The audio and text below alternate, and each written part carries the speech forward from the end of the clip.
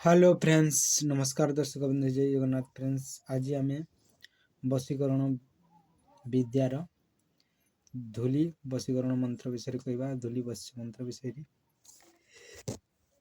तो फ्रेंड्स, यही मंत्र को अमावास्या किंबा पूर्णिमा दिन किंबा जो दिन चंद्र ग्रहण पड़ो किंबा संक्रांति दिन किंबा देव नक्षत्र यही मंत्र को निम्न मंत्र को 108 थर जप कले सिद्धि होता है फ्रेंड्स। आउ दैवी शक्ति आपणकर पाखरे थिबा कथा।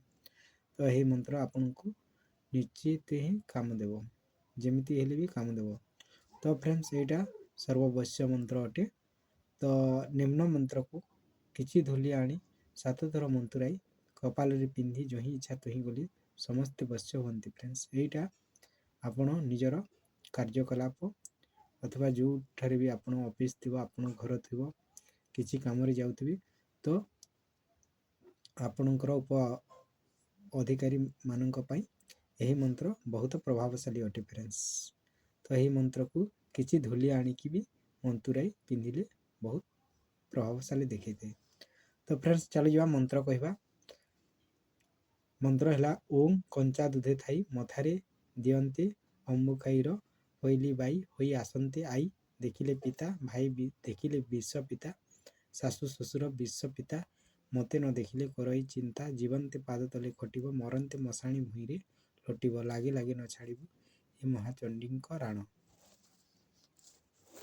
कीटा एमा पत्र सौरुणीर कोटि कोटि राण।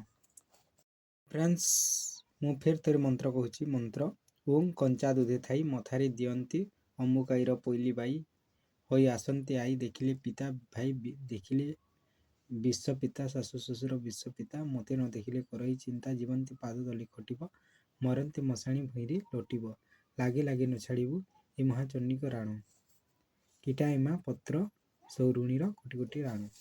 तो फ्रेंड्स, निम्नोक्त मंत्र को किसी धूली आनी 7 थर मंतुराई कपाल रे पिंधि जो ही इच्छा तो ही गली समस्ते वश्य हमें। तो फ्रेंड्स, जदि एतिकी थिला, जदि आपन को भल लगुच फ्रेंड्स ताहले लाइक एंड सब्सक्राइब करिवे फ्रेंड्स। और मु आगो को एमती वश्य मंत्र मैंने छाड़ी फ्रेंड्स। यहाँ प्रथम वश्य मंत्र जोटा धूली मंत्र अटे फ्रेंड्स। एतिकी कही मु रखुची।